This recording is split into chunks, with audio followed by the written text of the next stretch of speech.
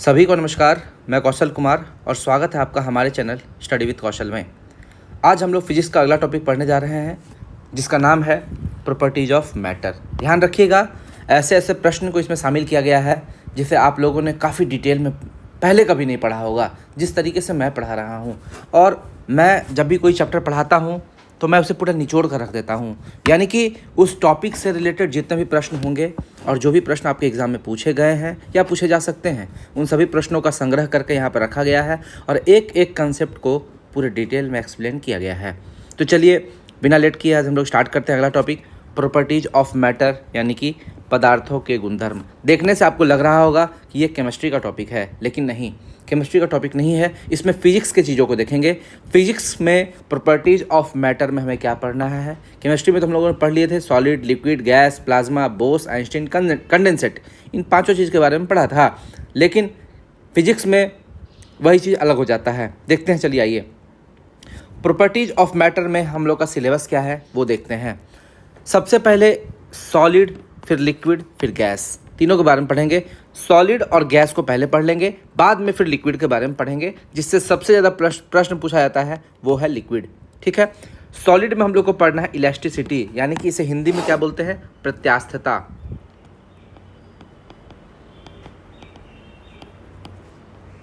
ठीक है, और वही चीज़ अगर गैस में बात करें, एटमॉस्फेरिक प्रेशर, इसे हिंदी में बोलते हैं वायुमंडलीय दाब। वायुमंडलीय दाब। उसके बाद बात करें लिक्विड में हमें क्या क्या पढ़ना है। लिक्विड में हम लोग को इतना चीज़ पढ़ना है, pressure, buoyancy, capillary action, Bernoulli's theorem, viscosity और सरफेस टेंशन। इन सब चीज़ों से हमारा प्रश्न बहुत ज़्यादा, एक आर्किमिडीज प्रिंसिपल भी है इसमें, तो प्रेशर के साथ ही आर्किमिडीज प्रिंसिपल। तो देखिए, प्रेशर के साथ क्या हो जाएगा, प्रेशर का मतलब दाब, बुयंसी का मतलब उत्प्ला,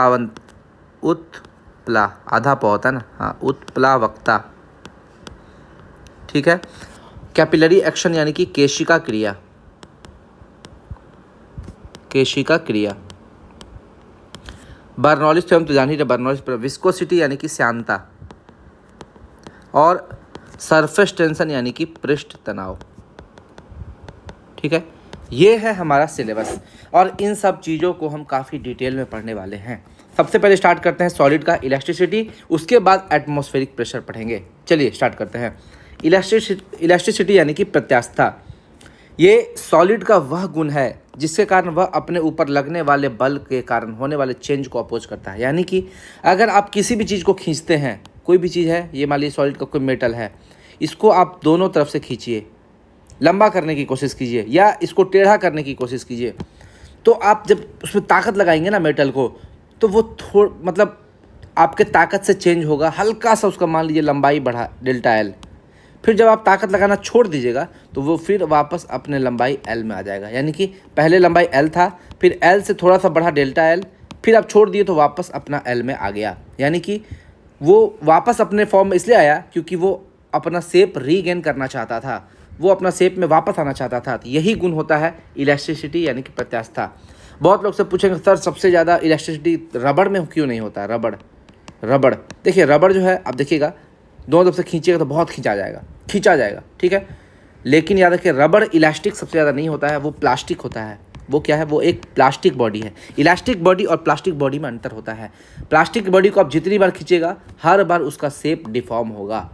ठीक है, यानी कि मान लीजिए रबड़ है, रबड़ का लंबाई है 0.5 सेंटीमीटर, आप दोनों तरफ से खींचे, ऐसा हो सकता है कि अगली बार उसका साइज़ जो है 0.51 सेंटीमीटर हो जाए, बढ़ जाए। तो ऐसा बॉडी को हम लोग इलास्टिक नहीं बोलेंगे, हर बार खींचने पे उसका लंबाई बढ़ जाए। उसका लंबाई तब तक नहीं बढ़ना चाहिए जब तक कि वो इलास्टिक लिमिट को प्राप्त ना करे। ठीक है, वो भी आगे बताते हैं, समझिएगा। तो इलास्टिसिटी क्या है, एक ऐसा गुणधर्म है कि जब भी आप किसी इलास्टिक बॉडी पे बल लगाएंगे तो वो अपने बल का अपोज करेगा, अपने चेंज होने का अपोज करेगा, वो चेंज होना नहीं चाहेगा। इसी को बोलते हैं इलास्टिसिटी। सबसे ज़्यादा इलास्टिसिटी किसका है, स्टील का है।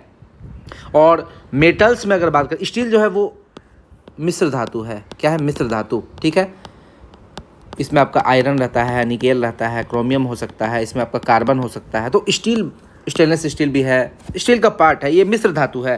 तो स्टील मेटल नहीं है। तो सबसे ज़्यादा इलास्टिसिटी स्टील का होता है, लेकिन मेटल का बात करें तो मेटल में सबसे ज़्यादा इलास्टिसिटी जो है वो एल्यूमिनियम का होता है। यानी कि अब समझिएगा, यहाँ पे आप कभी भी गलती से ये नहीं बोलिएगा कि सर रबड़ का सबसे ज़्यादा इलास्टिसिटी होना चाहिए। हम लोग रबड़ जो बाल में लगाते हैं ना, रबड़ वो सब, ठीक है, वो प्लास्टिक बॉडी है, वो इलास्टिक बॉडी नहीं है, याद रखिएगा। अब हम लोग कुछ कुछ टर्म देख लेते हैं जो एग्जाम में पूछता है। याद रखिएगा, थोड़ा सा बोरिंग हो जाएगा यहाँ पर, ये टॉपिक इलास्टिसिटी बोरिंग हो जाएगा, लेकिन जैसे ही आपका एटमॉस्फेरिक प्रेशर स्टार्ट होगा और ये पूरा स्टार्ट होगा, ये पूरा चैप्टर इंटरेस्टिंग हो जाएगा, मज़ा आने लगेगा आपको। लेकिन इसको थोड़ा सा धैर्य से पढ़ना होगा। स्टार्टिंग का कुछ देर आपको धैर्य निकालना पड़ेगा। ये एग्जाम में पूछता भी कम पूछता है, जो पूछता है वो मैं आपको बता दूंगा। कुछ एक्स्ट्रा फैक्ट्स मैंने रखे हैं, इसलिए थोड़ा बोरिंग हो सकता है, लेकिन ये जहाँ आपने पार कर लिया, आगे का सब आपको बहुत इंटरेस्टिंग लगने वाला है। ठीक है, देखिए स्ट्रेस क्या होता है। स्ट्रेस देखिए, किसी सरफेस के इकाई क्षेत्रफल पर लगने वाला बल को स्ट्रेस बोलते हैं। यानी कि स्ट्रेस इक्वल टू फोर्स बटा एरिया। ठीक है, और ये तो आप लोग बोलेंगे सर यही तो होता है आपका प्रेशर भी यही होता है, फोर्स बटा एरिया। बिल्कुल, प्रेशर भी वही होता है, फोर्स बटा एरिया। लेकिन प्रेशर टर्म जो हम लोग यूज़ करते हैं, वो टर्म हम लोग ज़्यादातर यूज़ करते हैं लिक्विड के लिए। ठीक है, सेम प्रेशर है, लेकिन वही चीज़ अगर हम लोग सॉलिड के लिए बात करते हैं तो प्रेशर ही है, लेकिन उसका टर्म अलग है, उसको स्ट्रेस बोल दिया जाता है। ठीक है, प्रतिबल बोल दिया जाता है हिंदी में।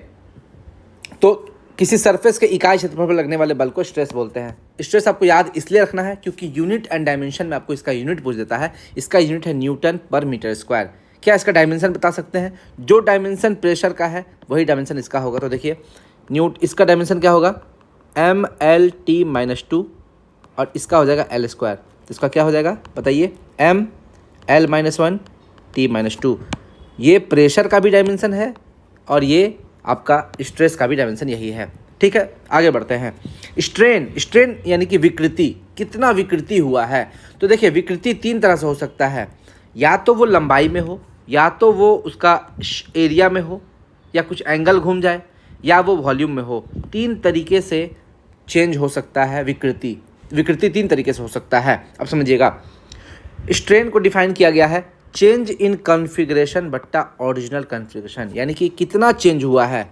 मान लीजिए कि किसी का लंबाई L था, उसको आप दोनों तरफ से खींचे तो उसका लंबाई डेल्टा L बढ़ गया। यानी कि पहले L था, अब L प्लस डेल्टा L हो गया।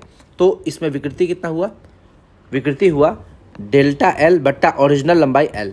तो यानी कि इसको बोलते हैं लॉन्गिट्यूडनल स्ट्रेन। अगर लंबाई बढ़ रहा है तो इसको बोल देंगे डेल्टा L बट्टा L। ठीक है, अब समझिएगा शीयरिंग स्ट्रेन किसको बोलते हैं।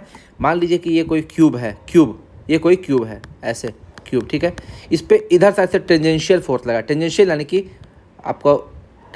कि पैरेलल, इसके सरफेस के पैरेलल स्पर्श रेखा पर अगर हम लोग फोर्स लगाएं तो ये क्यूब जो है, क्यूब का ये जो सरफेस है वो ऐसे टेढ़ा हो गया।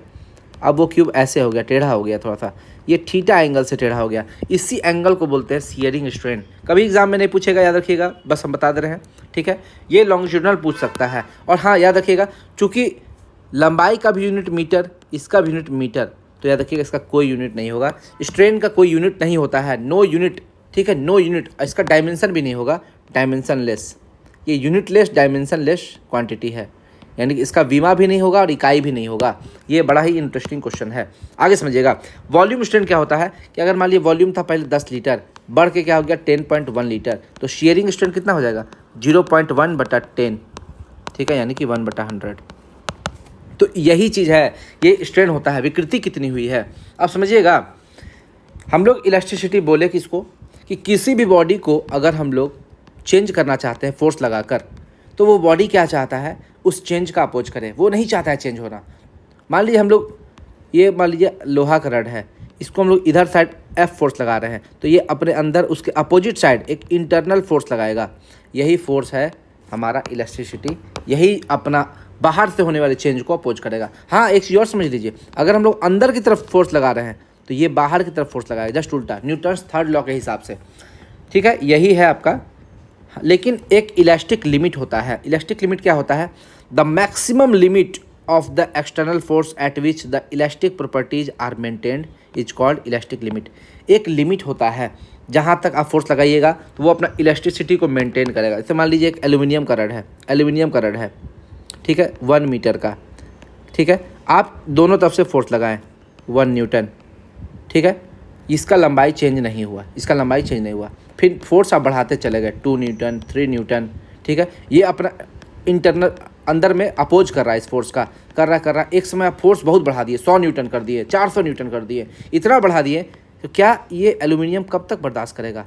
उसके बाद क्या होगा, एल्यूमिनियम जो है थोड़ा सा लंबा हो जाएगा, वो अपना गुण को खो देगा, लंबा होगा, वापस से वो अपना पुराने फॉर्म में नहीं आ पाएगा।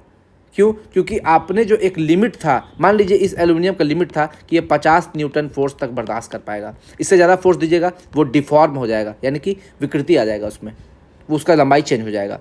तो इसीलिए हम लोग कहते हैं कि एक लिमिट तक ही वो अपना इलास्टिसिटी का गुण को मेंटेन कर पाता है। उससे ज़्यादा अगर आप दीजिएगा अपना इलास्टिसिटी का गुण को खो देता है। उसी को बोलते हैं इलास्टिक लिमिट, प्रत्यास्थता सीमा, ठीक है। अब हुक्स लॉ क्या बोलता है? हुक्स लॉ बोलता है कि इसी इलास्टिक लिमिट में, अगर आप इलास्टिक लिमिट में फोर्स लगा रहे हो, उससे ज़्यादा फोर्स लगा रहे हो तो हम भाई काम नहीं करेंगे। हुक्स लॉ इस लिमिट के बाहर काम नहीं करता है, जितना उसका इलास्टिक लिमिट है उसी के अंदर काम करता है। ये बोलता है under elastic limit stress is directly proportional to strain, यानी कि ये जो स्ट्रेस हम लोग बताए हैं, जो प्रेशर जो बोलते हैं, ये प्रेशर जो बोलते हैं वो स्ट्रेस स्ट्रेन के डायरेक्टली प्रोपोर्शनल होता है, ठीक है। और अगर इस डायरेक्टली प्रोपोर्शनल को हटाएंगे एक कांस्टेंट लगेगा, यानी कि स्ट्रेस बटा स्ट्रेन उधर से हो जाएगा एक कांस्टेंट, ठीक है। तो इस कांस्टेंट को क्या बोलते हैं? Modulus of elasticity. इसको 3 पार्ट में डिवाइड किया गया है, याद रखिएगा। अब समझिएगा, ये जो कांस्टेंट है ये बार बार एग्जाम में पूछा जाता है कि मॉडुलस ऑफ इलास्टिसिटी जो है, ठीक है, मॉडुलस ऑफ इलास्टिसिटी, इसको स्ट्रेस बटा स्ट्रेन बोलते हैं। स्ट्रेन का हम पहले ही बता चुके हैं, कोई यूनिट नहीं होता है, और स्ट्रेस का वही यूनिट होगा जो प्रेशर का है, यानी कि न्यूटन पर मीटर स्क्वायर। तो इस कांस्टेंट का यूनिट क्या हो जाएगा? यही जो इसका है, ऊपर वाला का, नीचे वाला कोई यूनिट ही नहीं है तो उससे कोई मतलब ही नहीं है। ऊपर वाला का यूनिट है न्यूटन पर मीटर स्क्वायर, यही हो जाएगा आपका मॉडुलस ऑफ इलास्टिसिटी का यूनिट। इसका डायमेंशन का बात करें तो वही हो जाएगा ML-1, यही था ना, देखिए यहाँ पर ML-1 T-2, ठीक है, वही चीज़ हो जाएगा। और यही चीज़ आपको पूछता है एग्ज़ाम में पूछता है, आप फंस जाते हैं। फंसना नहीं है, यहाँ पे आंसर देना है, और आंसर देना है कैसे? समझ के, ठीक है। आगे आते हैं, मॉडुलस ऑफ रिजिडिटी जो है उसका प्रकार समझ लेते हैं। मॉडुलस ऑफ रिजिडिटी का प्रकार है, जैसे यंग्स मॉडुलस है, यंग्स मॉडुलस, इसको वाई से दिखाते हैं। ये क्या बोलता है? लॉन्गिट्यूडनल स्ट्रेस बटा लॉन्गिट्यूडनल स्ट्रेन, यानी कि स्ट्रेस से ऐसा फोर्स लगा रहे हैं जिससे उसके केवल लंबाई में वृद्धि हो रहा है। तो स्ट्रेस भी लॉन्गिट्यूडनल है और स्ट्रेन भी लॉन्गिट्यूडनल है, तो इसको क्या बोल देंगे? Young's modulus. यानी कि स्ट्रेस का फॉर्मूला होता है फोर्स बटा एरिया, तो ये हो गया F/A, ठीक है। और बात करें तो स्ट्रेन का कोई यूनिट नहीं होता है, लेकिन ये क्या होता है? लंबाई में चेंज, यानी कि ΔL/L। तो इसी को हम कंबाइन कर देंगे तो यंग्स मॉडुलस क्या हो जाएगा? FL/A ΔL, ठीक है। फॉर्मूला याद रखने का कोई जरूरत नहीं, एग्जाम में नहीं पूछेगा, इसका यूनिट पूछ सकता है। हम पहले बता चुके हैं कि मॉडुलस ऑफ इलास्टिसिटी का यूनिट क्या होता है? न्यूटन पर मीटर स्क्वायर। तो कोई भी हो, सबका यूनिट वही होगा, चाहे ये हो बल्क मॉडुलस, चाहे मॉडुलस ऑफ रिजिडिटी हो, चाहे ये हो, ये तीनों आपका मॉडुलस ऑफ इलास्टिसिटी ही है, तो तीनों का यूनिट सबका सेम होगा, न्यूटन पर मीटर स्क्वायर, सबका वही होगा, ठीक है, जो प्रेशर का होता है। और यही यूनिट आपका क्या होता है? प्रेशर या स्ट्रेस का भी यही यूनिट होता है। तो यंग्स मॉडुलस का भी वही यूनिट होगा। आगे बात करते हैं bulk modulus. Bulk modulus volume में बात करता है, पूरे बल्क का बात करता है, पूरे वॉल्यूम का। ये इसको K से दिखाते हैं, K से दिखाते हैं। तो नॉर्मल स्ट्रेस बटा वॉल्यूम स्ट्रेन इसको होता है। इसका फॉर्मूला याद रखने की जरूरत नहीं है, इसका भी यूनिट वही होगा जो प्रेशर का है, जो स्ट्रेस का है, जो प्रेशर या स्ट्रेस का है। एक चीज़ समझिएगा, बल्क मॉडुलस से क्वेश्चन क्या पूछा था कि कॉम्प्रेसिबिलिटी, संपीड़िता किसको बोलते हैं? तो 1 बटा बल्क मॉडुलस, मतलब बल्क मॉडुलस का व्युत्क्रमानुपाती, उसका उल्टा, ठीक है। तो the converse of bulk modulus, उसका उल्टा, इज कॉल्ड कॉम्प्रेसिबिलिटी। इसी को 1/K से दिखाते हैं। ये क्वेश्चन पूछा था UPPCS में। बता सकते हैं आप लोग कितना, मतलब बस यही आपको हल्का कंसेप्ट जानना है, कोई फार्मूला का जरूरत नहीं है, आपको याद रखना है कुछ कुछ मेन पॉइंट सब जो एग्जाम में पूछ सकता है। मॉडुलस ऑफ रिजिडिटी किसको बोलते हैं? ये है, इसको ईटा से दिखाते हैं, ईटा। और ये होता है टेंजेंशियल स्ट्रेस बटा सियरिंग स्ट्रेन, यानी कि जो टेंजेंट पे फोर्स लगाया है F/A, और सियरिंग स्ट्रेन थीटा, जो एंगल घूमा, तो इसको बोलते हैं F/A/θ। ये हो गया, इसका भी यूनिट वही होगा जो कि प्रेशर और स्ट्रेस का है। एक टर्म और यूज होता है इसमें, पॉइजन्स रेशियो। पॉइजन्स रेशियो ये लिटरल स्ट्रेन बटा लॉन्गिट्यूडनल स्ट्रेन का रेशियो होता है, यानी कि जो लंबाई में आप स्ट्रेन लगा रहे हैं और जो लंबाई में चेंज हो रहा है, ठीक है। लेटरल स्ट्रेन क्या होता है, जनरली हम लोग डायमीटर में चेंज को देखते हैं, डेल्टा डी बटा डी, या इसी को हम लोग ऐसा भी लिख सकते हैं, डेल्टा आर बटा रेडियस का रेशियो। तो डायमीटर का रेशियो या रेडियस का रेशियो बात एक ही है, वही होगा आंसर। तो डेल्टा डी बटा डी और डेल्टा एल बटा एल, ये होता है आपका पॉइजन्स रेशियो। याद रखिएगा, चूँकि यूपर में भी स्ट्रेन है, नीचे में भी स्ट्रेन है, इसका कोई यूनिट नहीं होता है। तो पॉइजन रेशियो का ये यूनिटलेस है, डायमेंशन लेस है, इसका कोई यूनिट नहीं होगा, एकदम यूनिट नहीं होगा। लेकिन इसका वैल्यू एक बार एग्जाम में पूछा है, ठीक है, कि पॉइजन्स रेशियो का वैल्यू कितना होता है, तो ये हमेशा 0 से लेकर हाफ के बीच में होता है। पॉइजन्स रेशियो का वैल्यू हमेशा 0 से लेकर हाफ के बीच में होता है, और यही क्वेश्चन आपका पूछता है बार बार एग्जाम में। तो मैं बता दूं आपको क्या क्या पूछेगा। देखिए, आपको कुछ नहीं याद रखना, इलास्टिसिटी किसको कहते हैं, इलास्टिक लिमिट क्या है, हुक्स लॉ क्या है, ठीक है, मॉडुलस ऑफ इलास्टिसिटी क्या है, इसका यूनिट, इसका डायमेंशन। इसका 3 पार्ट है मॉडुलस ऑफ रिजिडिटी का, तीनों पार्ट का यूनिट सेम होगा, वही न्यूटन पर मीटर स्क्वायर, और वही उसका क्या होगा, प्रेशर का और स्ट्रेस का भी वही होगा, डायमेंशन होगा, ठीक है। आगे बात करें, हुक्स लॉ हो गया, स्ट्रेस क्या है, स्ट्रेन क्या है, और दोनों का यूनिट। यही एग्जाम में क्वेश्चन पूछता है, बस इससे ज़्यादा आपको कुछ भी नहीं पढ़ना है, ठीक है। मैक्सिमम इलास्टिसिटी किसका होता है, धातु में मैक्सिमम किसका होता है, बस हो गया ख़त्म, इतना ही। आगे हम लोग आते हैं अब प्रेशर। प्रेशर देखते हैं तब ना एटमॉस्फेरिक प्रेशर समझेंगे। तो अब हम लोग लिक्विड वाला पार्ट में आ गए, ठीक है, सॉरी गैस वाला पार्ट में आ गए। देखिए, प्रेशर यानी कि दाब, it is defined as the force applied per unit area. यही तो स्ट्रेस का भी था, स्ट्रेस को भी तो यही दिखाते थे, लेकिन स्ट्रेस था सॉलिड में, प्रेशर हम लोग पढ़ेंगे, प्रेशर हम लोग पढ़ेंगे किस में, प्रेशर हम लोग पढ़ेंगे लिक्विड और गैस में, ठीक है। आगे समझते हैं, किसी सतह के प्रति इकाई क्षेत्रफल पर लगने वाला बल क्या होता है, प्रेशर कहलाता है, ठीक है। प्रेशर को हम लोग दिखाते हैं फोर्स बटा एरिया, ठीक है। फोर्स का यूनिट होता है न्यूटन, एरिया का होता है मीटर स्क्वायर। तो इसका प्रेशर का क्या हो जाएगा, न्यूटन पर मीटर स्क्वायर, क्या हो जाएगा, न्यूटन पर मीटर स्क्वायर यूनिट, इसका यूनिट हो जाएगा न्यूटन पर मीटर स्क्वायर। इसी को हम लोग बोल देते हैं पास्कल पीए, और ये पास्कल एसआई सिस्टम में बोलिए या एमकेएस सिस्टम, एमकेएस सिस्टम में भी यही होता है, एमकेएस सिस्टम, ठीक है, या तो एसआई सिस्टम या एमकेएस सिस्टम, दोनों में इसका यूनिट हो जाएगा पास्कल, ठीक है। अब इसका डायमेंशन देख लेते हैं। न्यूटन फोर्स का डायमेंशन होता है MLT-2, और मीटर स्क्वायर का हो गया L2, डिवाइड कर देंगे तो देखिए L से एक L कटेगा, लेकिन एक L ऊपर जाएगा, ML-1, तो ये क्या हो गया भाई, हाँ ML-1, M कहाँ गया, हाँ ML-1T-2, ये इसका डायमेंशन हो गया प्रेशर का। यही डायमेंशन तो था स्ट्रेस का भी, यही डायमेंशन किसका था, स्ट्रेस का भी यही डायमेंशन था, ठीक है। अब समझते हैं, इसका यूनिट अगर हम लोग एसआई सिस्टम में देखें तो पास्कल था, लेकिन इसी यूनिट को हम लोग सीजीएस सिस्टम में देखें तो डाइन पर सेंटीमीटर स्क्वायर है, डाइन पर सेंटीमीटर स्क्वायर है, ठीक है। और एक बार बराबर कितना पास्कल होता है, ठीक है, ये भी आपसे पूछ सकता है। एक बार जो होता है वो 10⁵ पास्कल होता है, ठीक है। एक एटीएम एटमॉस्फेरिक प्रेशर, ये हमारा जो अभी पूछेगा हमारे वायुमंडल में कितना प्रेशर है, तो एक एटीएम प्रेशर है। एटीएम वो नहीं है जिससे आप पैसा निकालते हैं, ये एटीएम होता है एटमॉस्फेरिक प्रेशर। एक एटीएम इक्वल टू होता है 1.013 इंटू 10⁵ पास्कल, यानी कि 10⁵ पास्कल को बार भी तो लिख सकते हैं, यानी कि 1.013 बार भी इसको लिख सकते हैं। एक एटीएम बराबर इतना बार भी हम लोग लिख सकते हैं। और एक चीज़ समझिएगा, एक एटीएम होता क्या है, इसी को हम लोग स्टैंडर्ड प्रेशर भी बोलते हैं, क्योंकि ये हमारे वायुमंडल का यही टेम्परेचर है, और इसको हम लोग दिखाते हैं 76 सेंटीमीटर या 760 mm पारे के स्तंभ के दाब के बराबर। जो हमारा लिक्विड मरकरी का जो एक पारा स्तंभ होता है ना, उसमें 76 सेंटीमीटर या 760 mm पर जो दाब होता है, जो प्रेशर होता है, उसी को एक एटीएम बोल देते हैं। अब समझिएगा, एक टॉर क्या होता है, टॉर होता है टोरिसेली एक साइंटिस्ट थे, उन्हीं के नाम पर ये टॉर रखा गया है। एक टॉर क्या होता है, एक टॉर होता है 133.8 पास्कल, 133.8 पास्कल, यानी कि, और एक टॉर 1 mm ऑफ Hg पारे के स्तंभ के बराबर होता है।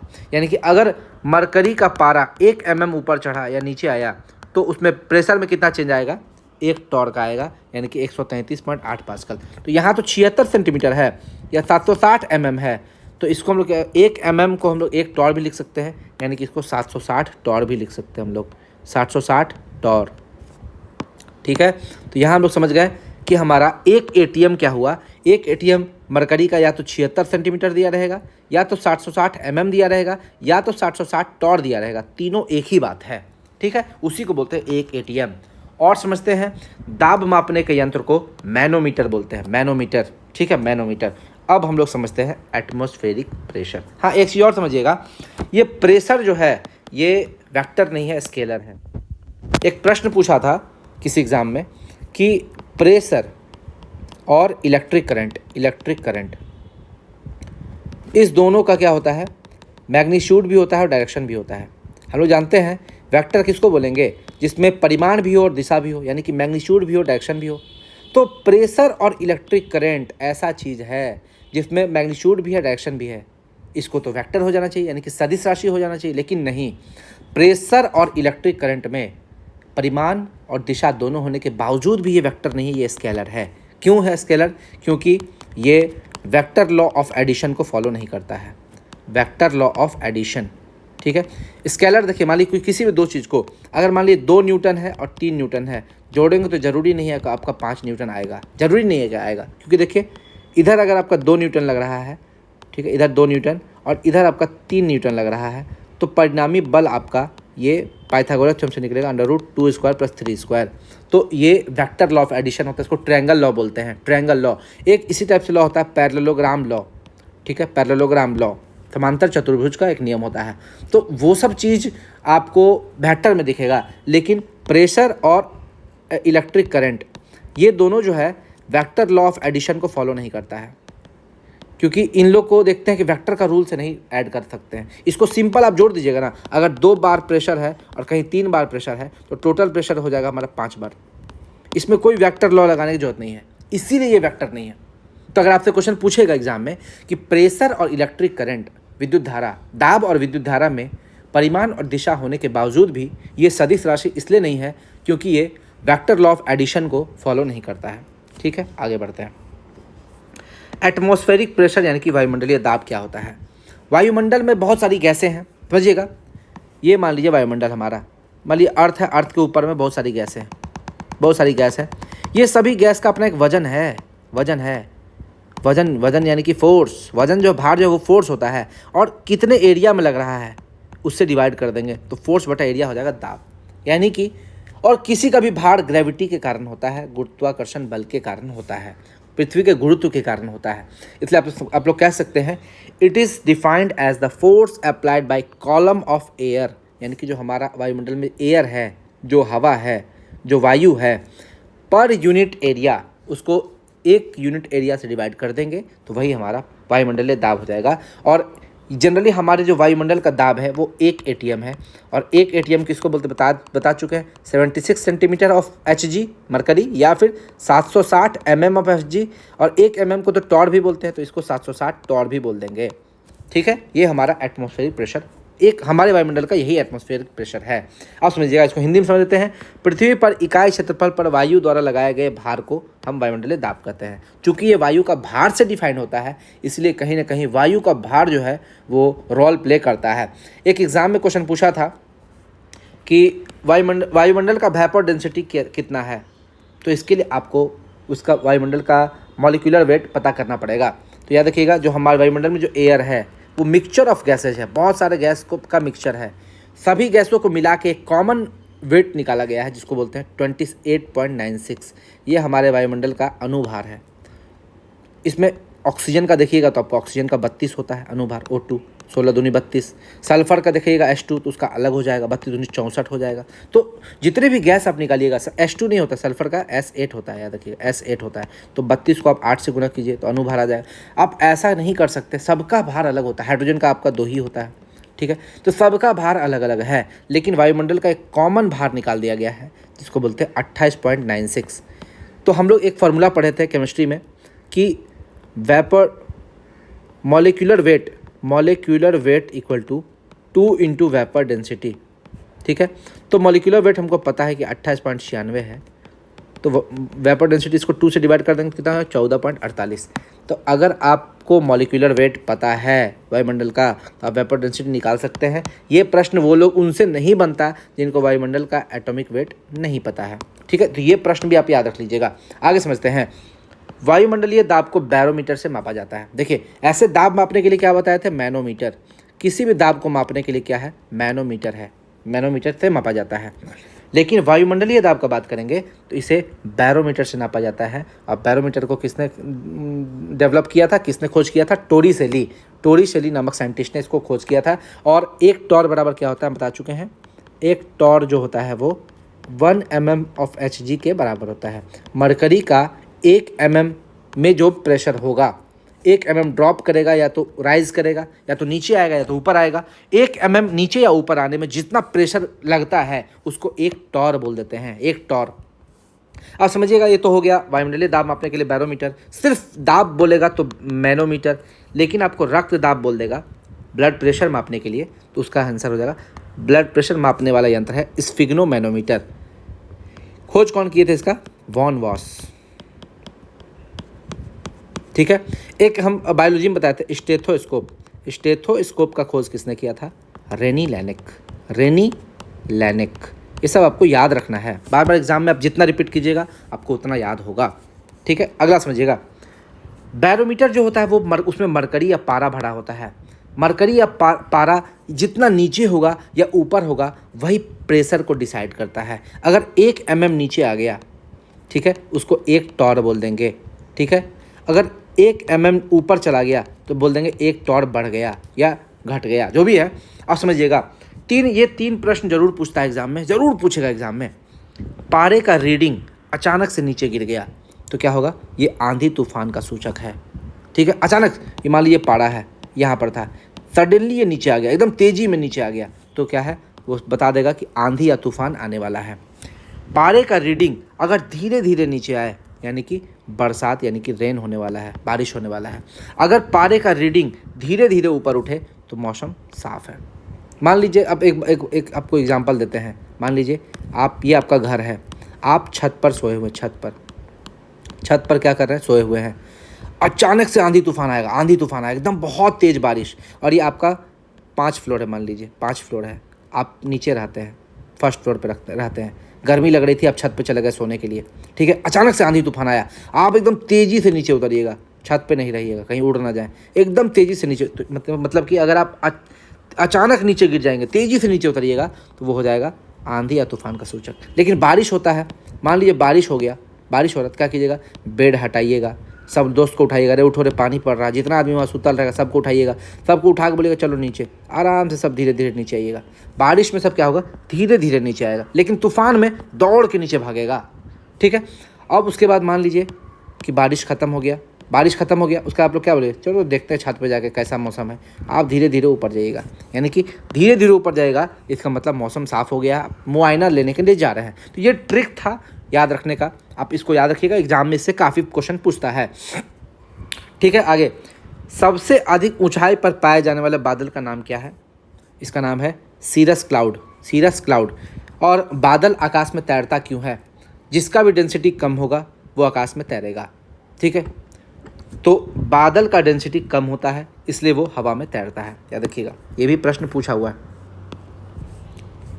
आगे नोट, ये तो हम बता चुके हैं आपको, ये बता चुके हैं कि नोट, प्रेशर और इलेक्ट्रिक करंट इनमें मैग्नीट्यूड तथा डायरेक्शन दोनों होता है, फिर भी ये वेक्टर नहीं होता। क्यों, क्योंकि ये वेक्टर के लॉ ऑफ एडिशन को फॉलो नहीं करता है। लॉ ऑफ एडिशन में 2 रूल होता है, ट्रायंगल लॉ, पैरेललोग्राम लॉ, इसको फॉलो नहीं करता। यानी कि ये प्रेशर और इलेक्ट्रिक करंट जो है ये वेक्टर नहीं है, ये दोनों स्केलर है। यानी कि अगर इलेक्ट्रिक करंट में बोलेंगे कहीं पर यहाँ पर 2 एम्पियर लग रहा है और फिर वहीं पर करंट 3 एम्पियर लग रहा है, तो जोड़ेंगे तो 5 एम्पियर हो जाएगा। यानी कि इसको सिंपल लॉ ऑफ अलजेब्रा के तरीके से जोड़ा जा सकता है, इसको वेक्टर लॉ लगाने का जरूरत नहीं है। अगला कंसेप्ट समझिएगा प्रेशर से, ये बहुत ही इंपॉर्टेंट कंसेप्ट है और यहीं से प्रश्न पूछे जाते हैं। प्रेशर का एक और कंसेप्ट बहुत अच्छा, प्रेशर को हम लोग बोलते हैं फोर्स बटा एरिया। यानी कि प्रेशर जो है वो एरिया के इन्वर्सली प्रोपोर्शनल है, व्युत्क्रमानुपाती है। यानी कि अगर हम लोग एरिया को घटा देते हैं, एरिया को कम करेंगे तो प्रेशर हमारा बढ़ जाएगा, और यही हम लोग एरिया को बढ़ा देंगे प्रेशर हमारा घट जाएगा। एरिया के जस्ट उल्टा है, जितना एरिया कम होगा प्रेशर ज़्यादा लगेगा, एरिया ज़्यादा होगा प्रेशर कम होगा। इस कंसेप्ट से देखिए कितना प्रश्न है। सुई, कील, चाकू, छेनी, इस सब का किनारा जो होता है वो शार्प होता है, पिन पॉइंटेड होता है, शार्प या पिन पॉइंटेड होता है। तो इससे प्रश्न पूछता है एग्जाम में, समझिएगा। अगर मान लीजिए क्यों दिया जाता है, देखिए मान लीजिए आपको सब्जी काटना है, सब्जी काटना है, आलू है, मान लीजिए आलू है, इस पे आप काट रहे हैं चाकू से, चाकू अगर चाकू का किनारा शार्प नहीं होगा तो ये आलू कटेगा नहीं। शार्प का मतलब एरिया कम, एरिया कम मतलब प्रेशर ज़्यादा, यानी कि आप कम ताकत लगाएंगे तो भी इस पर प्रेशर ज़्यादा होगा, ये आलू आराम से कट जाएगा। आपको प्रेशर ज़्यादा देना है, इसलिए इसको शार्प या पिन पॉइंटेड बनाते हैं। जैसे ये कील है, कील को आपको दीवार में ठोकना है तो कील का आगे वाला जो पोर्शन है वो नुकीला होता है, ये नुकीला होता है, शार्प पिन पॉइंटेड होता है। इसलिए क्योंकि यहाँ इसका एरिया कम है तो यहाँ पर प्रेशर ज़्यादा हो जाएगा। प्रेशर ज़्यादा होने से फोर्स ज़्यादा लगेगा और वो ज़मीन के अंदर घुस जाएगा। ठीक है, समझ में आ रहा है? आगे समझिएगा। बड़े वाहन, हैवी व्हीकल्स का टायर जो है वो चौड़ा बनाया जाता है। क्यों? क्योंकि यहाँ देखिए, यहाँ पर एरिया ज़्यादा, चौड़ा होने से एरिया ज़्यादा, तो यहाँ पर प्रेशर कम लगेगा तो टायर जो है वो आराम से चलेगा, गाड़ी जो है वो फटे। अगर मान लीजिए वहाँ पे साइकिल का टायर लगा देते, क्या बोलते हैं हम, ट्रक में अगर साइकिल का टायर लगा देंगे तो टायर जो है फटने में टाइम नहीं लगेगा, तुरंत फट जाएगा, क्योंकि वहाँ पर एरिया कम हो जाएगा तो प्रेशर ज़्यादा लगने लगेगा और प्रेशर ज़्यादा लगने से टायर फट जाएगा। इसीलिए जो हेवी व्हीकल्स होते हैं टायर उसका चौड़ा बनाया जाता है। ट्रक वगैरह में वो भी दो टायर को जोड़ देता है, दो टायर को जोड़ देगा ताकि और प्रेशर कम हो। ठीक है, आगे समझते हैं। पानी का जहाज़ या नाव का बात करते हैं, उसका बेस या बॉटम उसको चौड़ा बनाया जाता है। क्यों? क्योंकि अगर बेस उसको चौड़ा बनाएंगे पानी का जहाज़ का, वहाँ एरिया कम हो जाएगा तो एरिया ज़्यादा हो जाएगा तो प्रेशर हम लोग को कम लगेगा, तो हमारा डैमेज नहीं होगा बेस। अगला बात करते हैं बांध या डैम का बेस। देखिए डैम में हम बताया था कि नीचे पोटेंशियल एनर्जी ज़्यादा होता है, MgH, वो H पे डिपेंड करता है। तो चूँकि नीचे फोर्स ज़्यादा लग रहा है तो वहाँ पर प्रेशर ज़्यादा होने की संभावना होता है, लेकिन हम लोग इसको अगर चौड़ा कर देंगे, एरिया अगर बढ़ा देंगे तो प्रेशर हमारा कम हो जाएगा। इसीलिए बांध या डैम का बात करें, तटबंध का बात करें, उसका जो बेस है, जो नीचे वाला एरिया है उसको चौड़ा बनाया जाता है, चौड़ा, ताकि वो ज़्यादा प्रेशर झेल सके। दलदल में फंसे व्यक्ति को लेटने की सलाह दी जाती है। मान लीजिए कि ये आपका नीचे में ज़मीन है, दलदल है, यहाँ पर दलदल है, पूरा दलदल है, कोई व्यक्ति है वो खड़ा है तो देखिए वो सिर्फ अपने दो पैर पे खड़ा है तो वहाँ का एरिया कम है तो प्रेशर ज़्यादा लगेगा। आदमी धीरे धीरे दलदल में घुस जाएगा, वो आदमी धंस जाएगा दलदल में। लेकिन वही अगर आदमी लेट गया है इस पर तो देखिए कितना एरिया ऑफ कांटेक्ट देखिए कितना बढ़ गया है, पूरा इतना दूर तक उसका एरिया ऑफ कांटेक्ट हो गया, यानी कि एरिया बढ़ा दिए तो प्रेशर कम होगा, आदमी अंदर ज़मीन के अंदर घुसेगा नहीं, वो बच जाएगा। इसी कंसेप्ट को याद रखना है आपको। एरिया आपको अगर ज़्यादा है तो प्रेशर कम लगेगा, एरिया कम है तो प्रेशर ज़्यादा लगेगा। ठीक है, आप समझिएगा।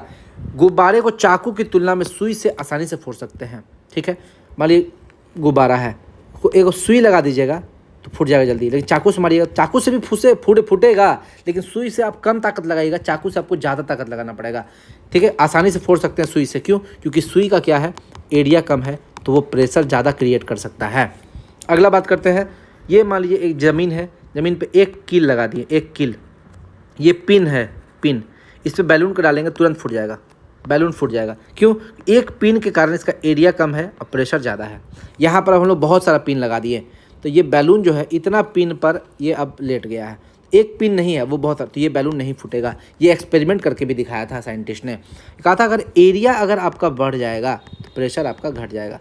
क्योंकि 1 2 3 4 ये 4 पिन पे अब आ गया तो चारों पिन पे ये बैलून का एरिया डिस्ट्रीब्यूट हो गया, बैलून अब फूटेगा नहीं। ये फोर्स अब इस पर ज़्यादा नहीं लगेगा, इस पर जो mg फोर्स लग रहा था नीचे, अब वो mg इसका इतना सारा एरिया पर डिवाइड हो गया तो ये बैलून नहीं फूटेगा।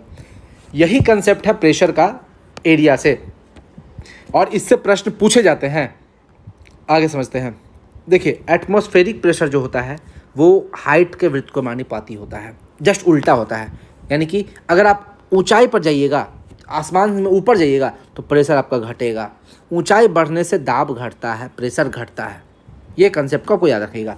इसमें देखिए इससे भी काफ़ी प्रश्न पूछा जाता है। जैसे देखिए पहाड़ी क्षेत्र में अगर आप चले जाते हैं, पहाड़ी क्षेत्र में, तो पहाड़ी क्षेत्र तो ऊंचाई पर होता है, तो हाई ब्लड प्रेशर का जो रोगी होता है उसके नाक से, मुंह से ब्लीडिंग होने लगता है। क्यों? समझिएगा, हमारा जो शरीर है, हमारा वायुमंडल में, उसको समझिएगा, हमारे बाहर से जो प्रेशर लगता है उसको बोलते हैं एटमॉस्फेरिक प्रेशर, वायुमंडलीय दाब, जिसको हम क्या बोलते हैं, एक एटीएम या इसी को 76 सेंटीमीटर ऑफ एचजी या 760 ऑफ एचजी या 760 टॉर ऑफ एचजी भी बोल देते हैं। ठीक है, ये एटमॉस्फेरिक प्रेशर बाहर से लग रहा है। यही अगर हमारे शरीर भी एक प्रेशर लगाता है, इसको इंटरनल प्रेशर बोलते हैं, आंतरिक दाब बोलते हैं, वो प्रेशर बराबर होता है एटमॉस्फेरिक प्रेशर का। ठीक है, ये प्रेशर इंटरनल प्रेशर बाहर के प्रेशर के बराबर होता है, इसलिए हम लोग को पता नहीं चलता है। हम लोग को तब पता चलेगा जब आप अंतरिक्ष में जाइएगा। कोई व्यक्ति अगर अंतरिक्ष में जाता है तो उसका पेट फट जाता है, ऑब्वियस सा बात है, पेट फट जाएगा। क्यों? क्योंकि वहाँ पर सिर्फ इंटरनल प्रेशर होगा, हमारे शरीर का अंदर से जो प्रेशर होता है। ठीक है, इंटरनल, हमारे शरीर का इंटरनल प्रेशर होगा और बाहर का प्रेशर नहीं होगा, क्योंकि अंतरिक्ष में हवा नहीं है तो वहाँ पर एटमॉस्फेरिक प्रेशर होगा नहीं। इसीलिए देखिएगा जो अंतरिक्ष यात्री होते हैं उसको एक स्पेशल कॉस्ट्यूम दिलाया जाता है। वो जो कपड़ा पहनते हैं वो काफ़ी हेवी होता है, उसमें हवा भरी होती है और वो हवा बाहर से प्रेशर लगाती है कि एटमॉस्फेरिक प्रेशर के बराबर लगाती है। अब वो कॉस्ट्यूम जो है वो हमारे शरीर के इंटरनल प्रेशर को बैलेंस करती है। आप समझ रहे हैं? अगर ये कॉस्ट्यूम फट जाएगा तो आपका शरीर भी फट जाएगा, याद रखिएगा। इसीलिए अंतरिक्ष में जाने वाले यात्री का जो कॉस्ट्यूम होता है वो काफ़ी महंगा आता है। आगे बात करते हैं, अगर आप पहाड़ी क्षेत्र में चले गए हैं तो पहाड़ी क्षेत्र में एटमॉस्फेरिक प्रेशर क्या होगा, कम हो जाएगा, इंटरनल प्रेशर ज़्यादा हो जाएगा। मान लीजिए यहाँ पर ब्लड है, आपका ब्लड, ठीक है, ब्लड से ही प्रेशर से इंटरनल प्रेशर बन रहा है। ठीक है, तो वो ब्लड बाहर धक्का दे रहा है, ब्लड सब जगह है, यहाँ भी है, यहाँ भी है, यहाँ भी है, यहाँ भी, हर जगह ब्लड है, हर जगह ब्लड है, ब्लड धक्का दे रहा है, एटमॉस्फेरिक प्रेशर कम है, यानी कि इंटरनल प्रेशर ज़्यादा है। हमारे शरीर के अंदर जो प्रेशर है वो ज़्यादा है, तो नाक के पास उसको कोई जगह चाहिए निकलने के लिए, तो नाक उसको मिलता है जगह, वो नाक से ब्लड निकल जाता है बाहर, नाक से जो ब्लड है वो बाहर निकल जाता है। क्यों? क्योंकि वहाँ पर इंटरनल प्रेशर ज़्यादा है, आंतरिक दाब ज़्यादा है। तो बाहर का जो एयर प्रेशर है, एटमॉस्फेरिक प्रेशर है, वो अंदर के प्रेशर को बैलेंस नहीं कर पाया। मान लीजिए ये 5 न्यूटन है तो ये 4 न्यूटन ही आपका है। मान लीजिए कुछ कम हो गया फोर्स, या बार में 5 बार, ये 4 बार, तो एक बार जो आपका डिफरेंस आ रहा है वो वही है आपका नाक से ब्लीडिंग कराने के लिए हेल्पफुल करता है, मतलब नाक से ब्लीडिंग करवा देता है। यानी कि जो पहाड़ी क्षेत्र है वहाँ पर अगर किसी को हाई बीपी का प्रॉब्लम है तो उसका इंटरनल प्रेशर और एटमॉस्फेरिक प्रेशर बैलेंस नहीं होने के कारण उसको नाक से या मुंह से ब्लीडिंग आने लगता है। इसीलिए, या एरोप्लेन में आप कभी सफ़र कर रहे हैं, बहुत लोग को देखिएगा एरोप्लेन में सफ़र करेगा ना, हवाई जहाज़ में, उसका नाक से ब्लीडिंग आने लगेगा, एक न्यूज़ मैंने सुना था कि एयरक्राफ्ट में चल रहे थे, तो जो लोग सिलिकन सर्जरी करवाते हैं, सिलिकन सर्जरी, ठीक है, उनको भी काफ़ी दिक्कत होता है एरोप्लेन में। ठीक है, इंटरनल प्रेशर ज़्यादा होने की वजह से। ठीक है, तो चलिए ये सब बाद में पढ़ेंगे। अब देखते हैं यह घटना एरोप्लेन के सफ़र करने वाले लोग के साथ भी हो सकता है। बता चुके हैं कि जैसे पहाड़ी क्षेत्र में आपका नाक मुंह से ब्लीडिंग आ सकता है, उसी तरह एरोप्लेन में भी आपका नाक और मुंह से ब्लीडिंग आ सकता है। अगला समझिएगा, पहाड़ी क्षेत्र में तेज़ हवा बहने का एहसास होता है। क्यों? समझते हैं। मान लीजिए दूसरा एरिया है और ये पहाड़ी एरिया है। मान लीजिए यहाँ पर ज़मीन में हम लोग रह रहे हैं, ठीक है, तो जहाँ पर हम लोग रह रहे हैं वहाँ पर प्रेशर ज़्यादा है, हाई प्रेशर है, और जहाँ पे आपका पहाड़ी क्षेत्र है वहाँ पर लो प्रेशर है, तो हाई प्रेशर से लो प्रेशर की तरफ हवा बहना स्टार्ट हो जाएगी। इसीलिए पहाड़ी क्षेत्र में क्या लगेगा, यहाँ पर हवा काफ़ी तेज़ी से आएगी, हर तरफ से हवा आएगी, क्योंकि यहाँ पर लो प्रेशर है। जहाँ लो प्रेशर होता है वहाँ हर तरफ से हवा आती है और इस जगह को भरना चाहती है। ठीक है, इसलिए हम लोग को पहाड़ी क्षेत्र में तेज़ हवा बहने का एहसास होता है। फाउंटेन पेन का इंक जो है वो पहाड़ी क्षेत्र में या हाई एल्टीट्यूड पे बाहर आने का संभावना रहता है। फाउंटेन पेन देखिए कैसे काम करता है। नॉर्मल स्थान, मान लीजिए कोई नॉर्मल स्थान पर आप हैं, तो ये रिफ़िल है फाउंटेन पेन। ठीक है, ये इसमें जो रिफ़िल नीचे जाता है ये केशिकत्व प्रक्रिया या कैपिलरी एक्शन के कारण हम लोग लिख पाते हैं।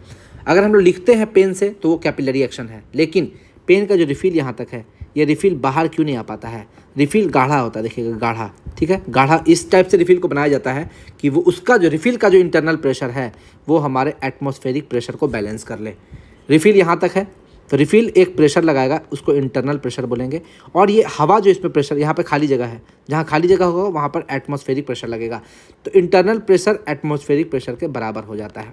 ठीक है, लेकिन जब हम लोग पहाड़ी क्षेत्र में चले जाते हैं तो वहाँ पर क्या होता है, प्रेशर कम हो जाता है। ये एटमॉस्फेरिक प्रेशर क्या होगा, कम, इंटरनल प्रेशर होगा ज़्यादा। तो देखिए इस डायरेक्शन में प्रेशर ज़्यादा है, ये मान लीजिए 5 बार है और ये आपका 4 बार है, तो ये इंटरनल प्रेशर ज़्यादा हो गया ना, तो ये इंक जो है फट से आपका बाहर आ जाएगा, इंक आपका बाहर आ जाएगा।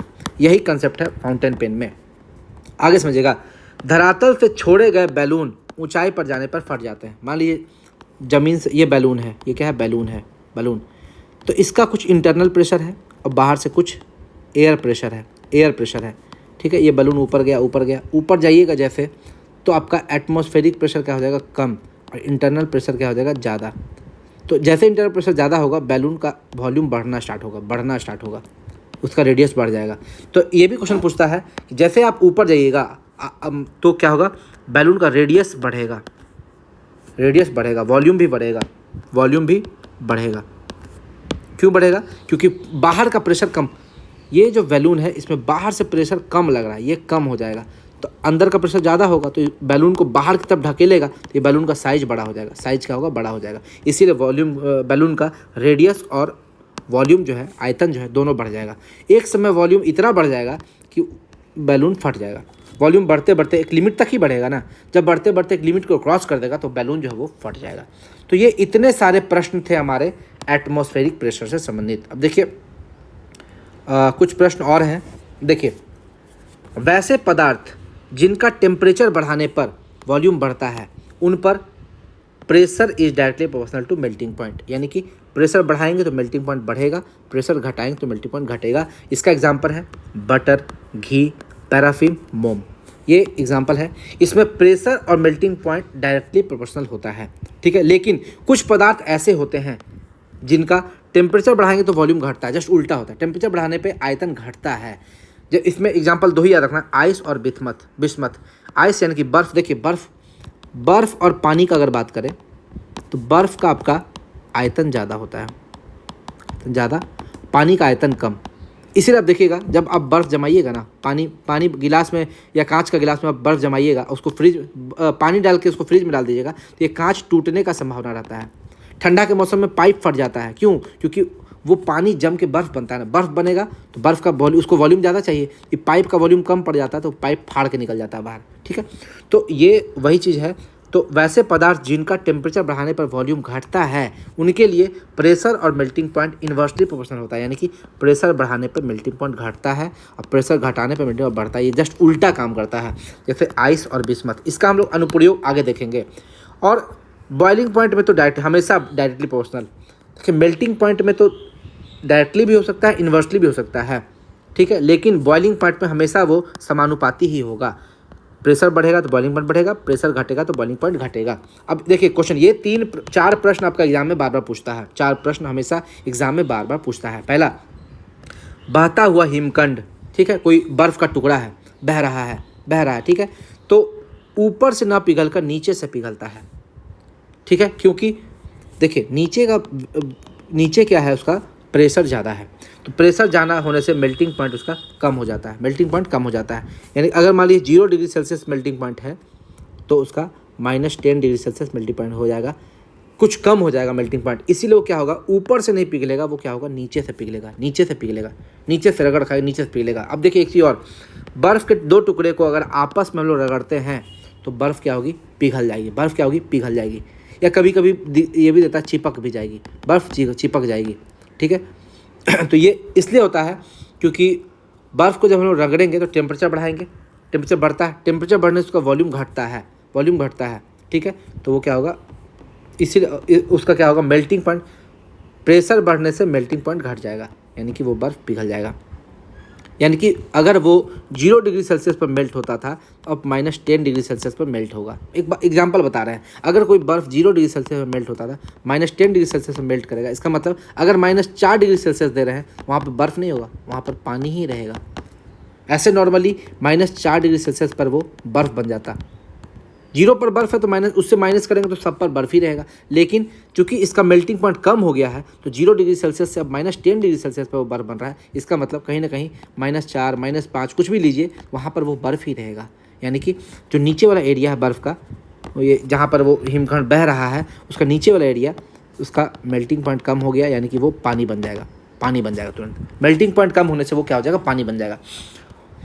तो बर्फ़ का 2 टुकड़ा को अगर रगड़ेंगे तो क्या होगा, पिघल जाएगा, क्योंकि वो पानी बन जाएगा। मेल्टिंग पॉइंट उसका कम हो जाता है, इसलिए वो पानी बन जाता है।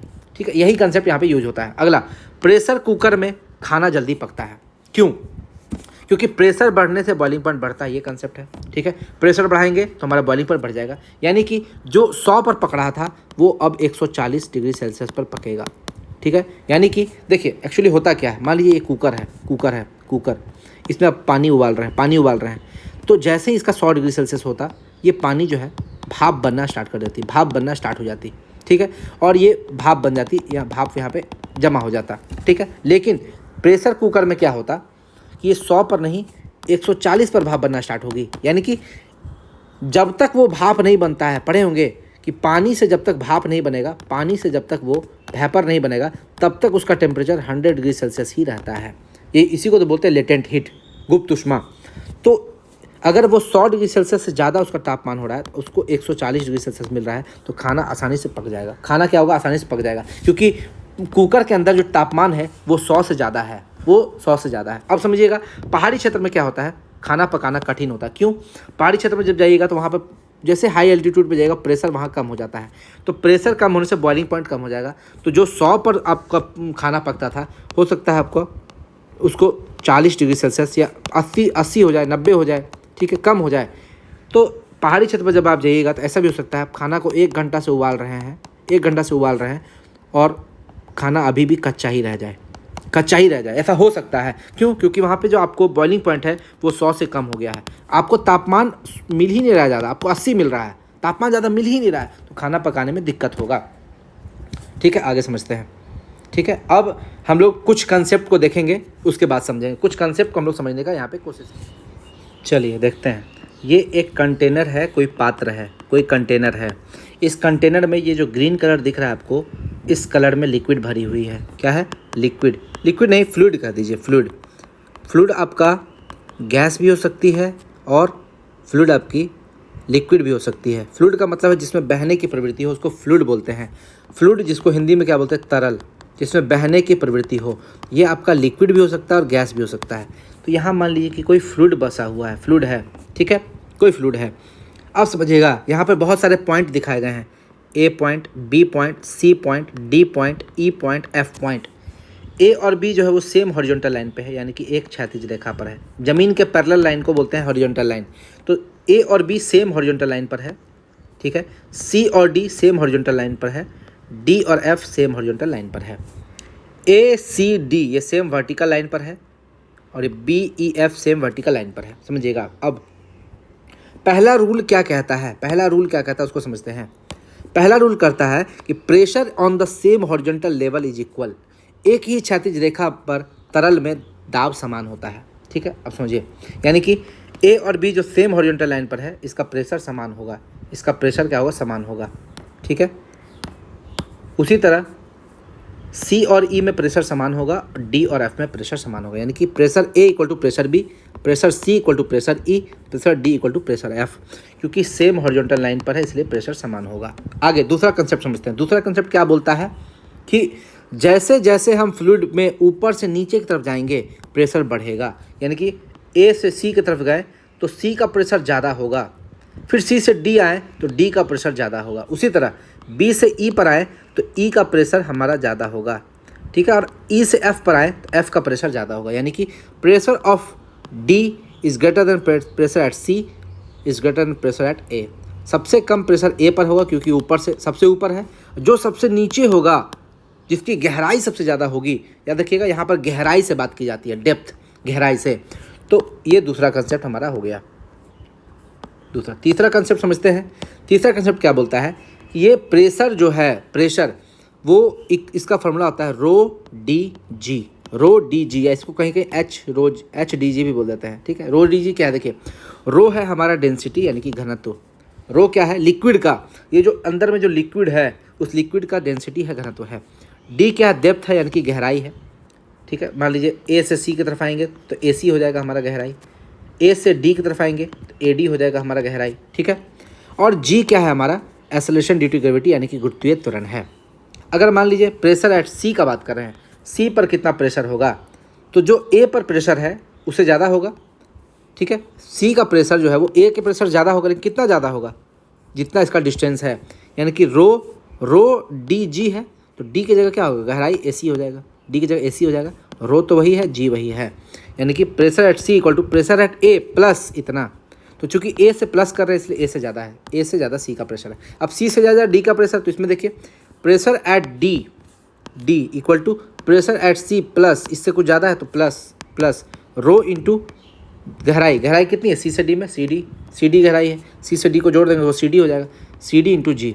तो ये है आपका फार्मूला, ठीक है। इसी को याद रखना है। याद रखिए इस फार्मूला में कहीं भी आपको एरिया टर्म यूज नहीं हुआ, एरिया यानी कि ये कंटेनर का एरिया कैसा है, कितना है, उस पर डिपेंड नहीं करता है। ना ही ये इस कंटेनर को अगर हम ऐसा शेप में ले लें, टेढ़ा मेढ़ा शेप में ले लें, टेढ़ा मेढ़ा, या इसको गोल कर दे, मटकी बना दे, ठीक है, या तो इसको ऐसे कर दे, चरखुट कर दे, कोई दिक्कत नहीं है, या इसको सुराही बना दे, सुराही भी बना दे, तो भी प्रेशर जो है वो इस डेप्थ पे ही, इस गहराई पर ही निर्भर करे। यही फार्मूला रहेगा, फार्मूला चेंज नहीं करेगा। यानी कि प्रेशर जो है वो कंटेनर यानी कि पात्र के सरफेस एरिया पर डिपेंड नहीं करता है। याद रखिएगा, पात्र के सरफेस एरिया पर डिपेंड नहीं करेगा, ना ही शेप और साइज पर डिपेंड करेगा, ना ही वो कंटेनर के पात्र के शेप या साइज पर डिपेंड करेगा। ये भी आप समझ में लीजिए। आगे समझते हैं।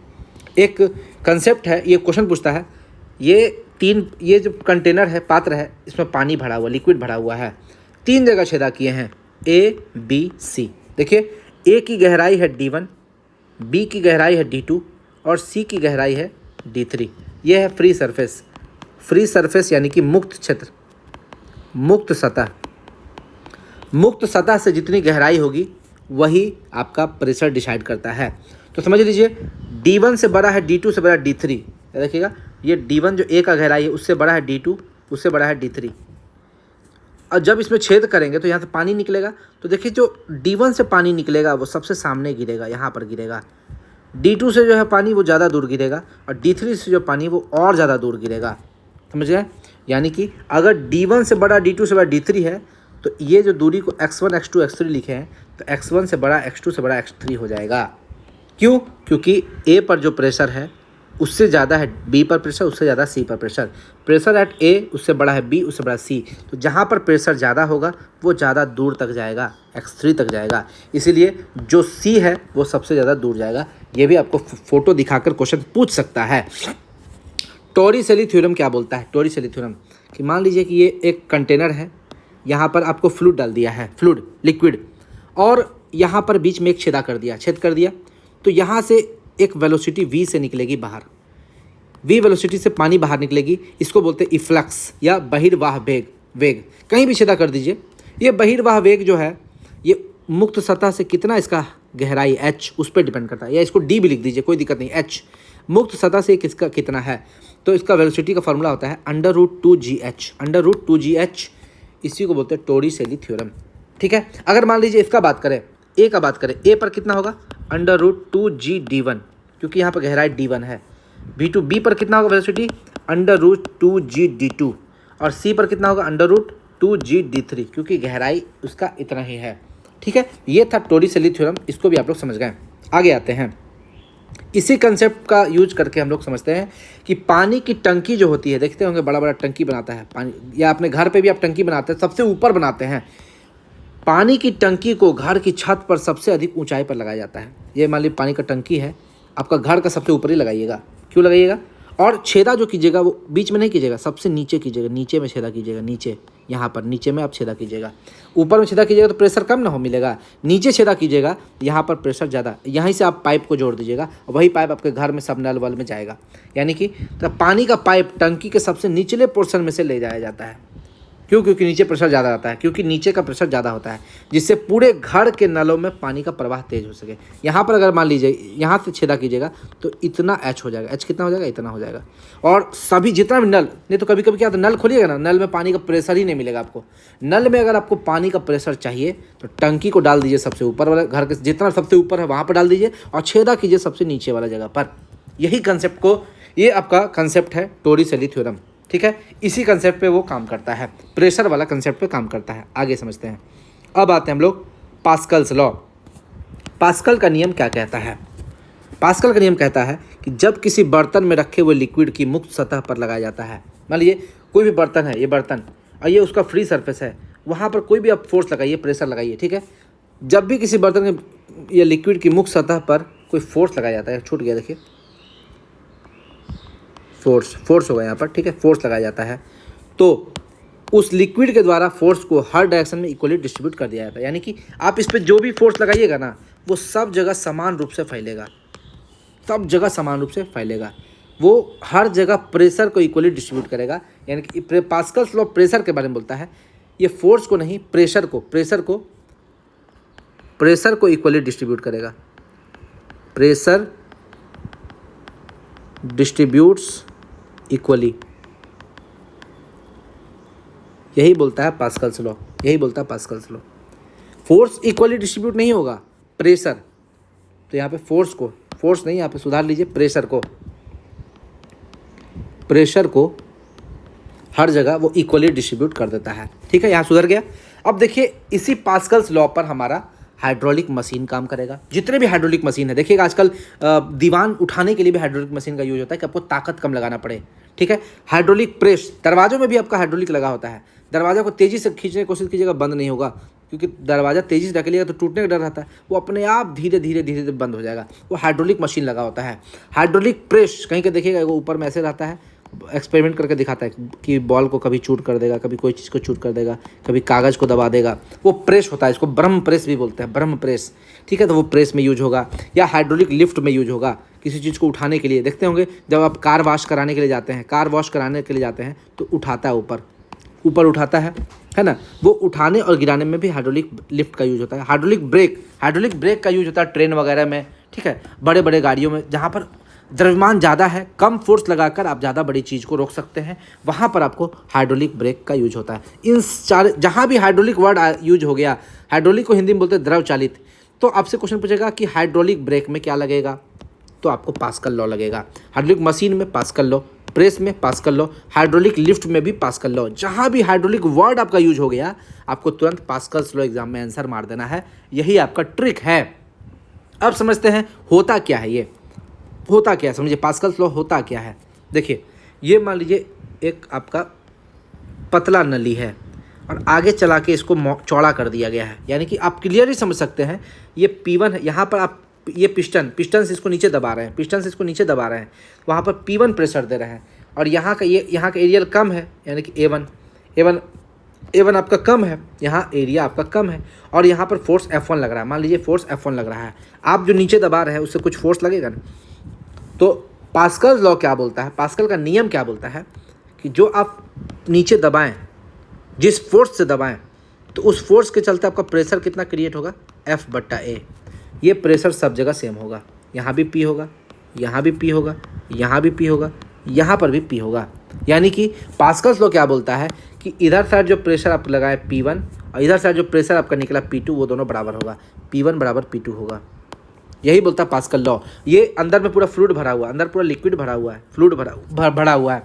तो अगर आप एक मुक्त फ्री सरफेस पे फोर्स लगाते हैं, तो दूसरा फ्री सरफेस पे जो प्रेशर लगेगा दोनों सेम होगा एकदम।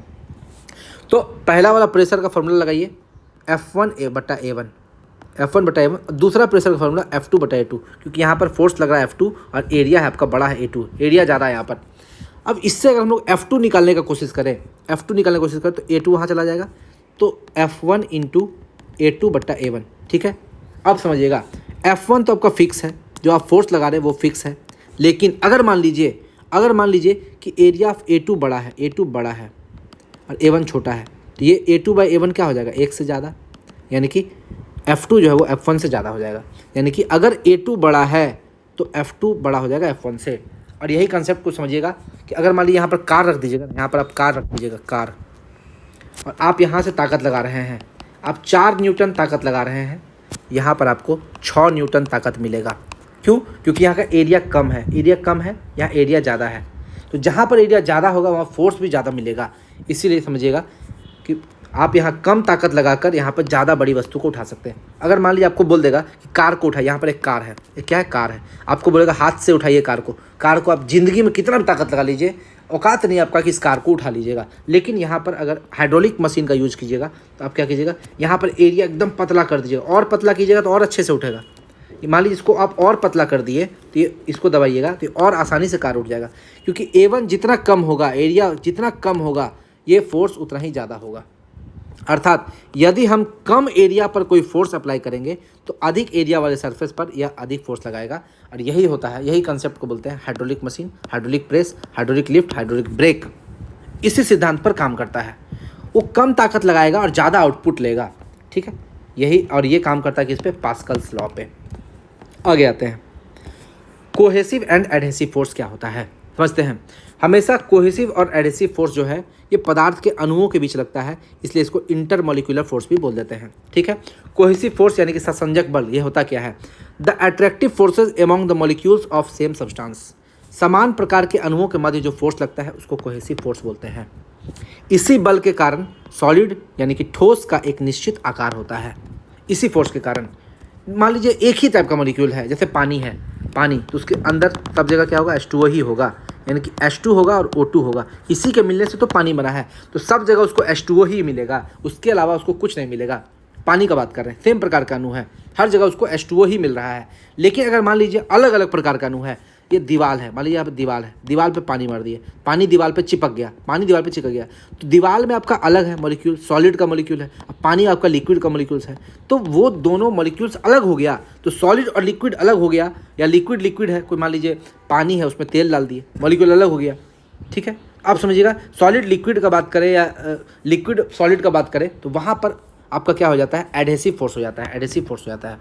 तो आप समझिएगा कोहेसिव फोर्स किस में ज़्यादा होता है, सॉलिड में कोहेसिव फोर्स ज़्यादा होता है, अपने अणुओं के बीच में जो ताकत होता है वो ज़्यादा होता है। इसी बल के कारण सॉलिड यानी कि ठोस का एक निश्चित आकार होता है। ठीक है, आपसे पूछेगा सॉलिड का आकार जो है वो निश्चित क्यों होता है, क्योंकि सॉलिड का जो अणु है, मॉलिक्यूल्स है, उसके बीच में जो कोहेसिव फोर्स है, ससंजक बल है, वो ज़्यादा होता है। लिक्विड में वही और कम हो जाता है, और गैस में सबसे ज़्यादा कम हो जाता है। गैस में इसको नेग्लिजिबल मान लीजिए, नगण्य, नेग्लिजिबल, नगण्य। इसीलिए गैस में विसरण की खासियत पाई जाती है। विसरण यानी कि डिफ्यूजन, डिफ्यूजन, डिफ्यूजन की प्रॉपर्टी पाई जाती है।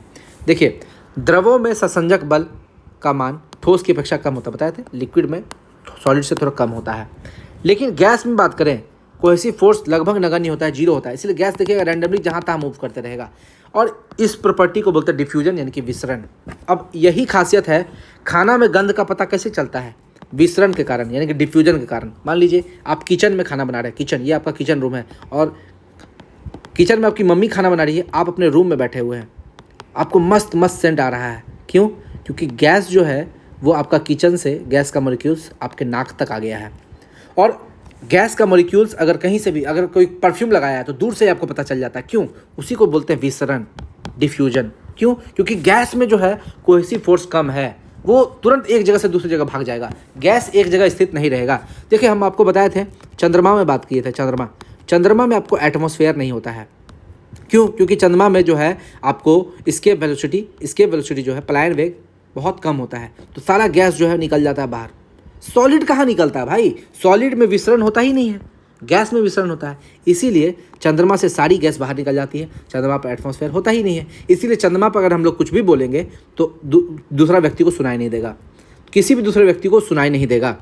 ठीक है, तो ये डिफ्यूजन है, डिफ्यूजन ही है जो चंद्रमा से सारी गैसों को भगाने का काम करती है। अगर डिफ्यूजन ना हो तो गैस एक जगह से दूसरी जगह जाएंगी नहीं, वो स्थिर रहेंगी। सॉलिड का बात करें, सॉलिड में अणु जो है एक दूसरे को पकड़ के रखता है, जकड़ के रखता है। ठीक है, क्योंकि वहाँ पर कोहेसिव फोर्स ज़्यादा होता है, सॉलिड में कोहेसिव फोर्स ज़्यादा होता है। ठीक है, आगे आते हैं, अब एडहेसिव फोर्स का बात करते हैं।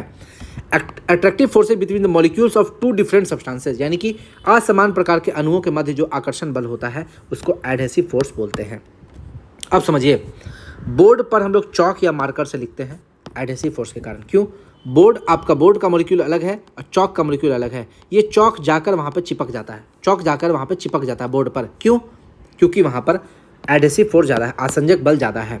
देखिए, बोर्ड के अणु के बीच में जो फोर्स लगेगा वो है कोहेसिव फोर्स, CF लिखते हैं। ठीक है, और चौक के अणु के बीच में जो फोर्स लगेगा वो है कोहेसिव फोर्स। लेकिन जब इस चौक से बोर्ड पर लिख दिए तो चौक क्या हुआ, बोर्ड पर चिपक गया, वहाँ पर जो फोर्स लगेगा वहाँ लगेगा एडहेसिव फोर्स, यानी कि आसंजक बल।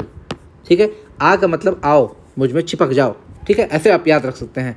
वो चिपक गया, आकर उसमें चिपक गया, तो यानी कि दो अलग अलग मॉलिक्यूल चिपक गया, वो हो गया एडहेसिव फोर्स।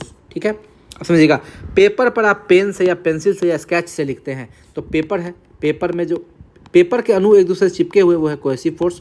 और पेन से मान लीजिए आप लिख रहे हैं, पेन में जो इंक है, इंक के बीच में जो फोर्स लग रहा है कोहेसिव फोर्स। लेकिन ये इंक जाके अगर इस पेपर में चिपक जाएगा तो उसको बोल देंगे एडहेसिव फोर्स, यानी कि आसंजक बल।